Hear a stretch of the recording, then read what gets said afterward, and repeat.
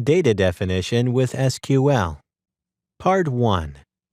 Data definition commands are used to define structures for organizing data in a relational database. Imagine you need to manage thousands of paper reports for your job. Now, you could just leave this in a pile and search through the pile every time you need to find a report.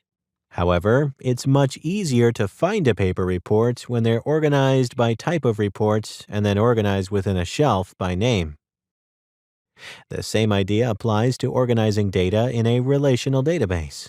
We structure data using tables, which are collections of related data records, indexes, which are sets of data about the location of records, views, which are used when we repeatedly want to access the same set of data from one or more tables, and then finally schemas, which are collections of tables, indexes, views, and other data structures.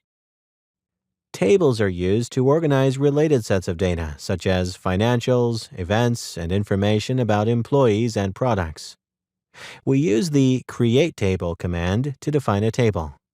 The create table command includes the name of a table. In this case, the name is Financials Extended. Next is a list of column names, such as ticker, followed by a data type. Tables typically have multiple columns. Each column is used to store one piece of data, and each column has a data type.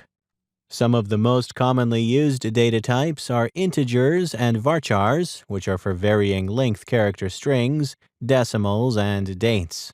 There are many more types for representing more specialized kinds of data, from monetary units to JSON structures. The create table command can have a clause called primary key. This indicates which column or set of columns uniquely identifies each row. When a primary key is defined on a table, whenever a row is inserted into the table, it must have values in the primary key column or columns.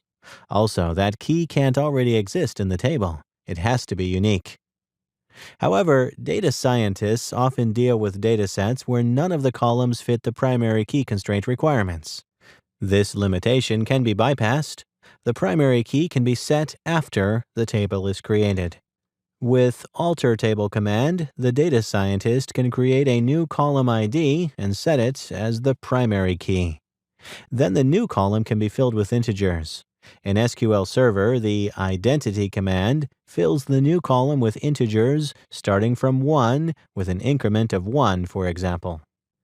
This method for adding primary keys is especially useful when data is loaded from a flat file. With SQL Server, a data scientist can load the data into the table using bulk insert command.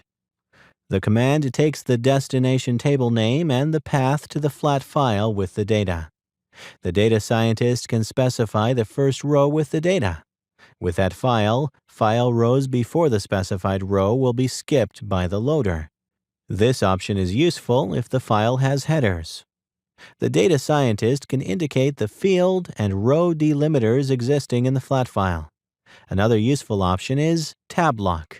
Tab lock locks the tables from other operations while the data is loading.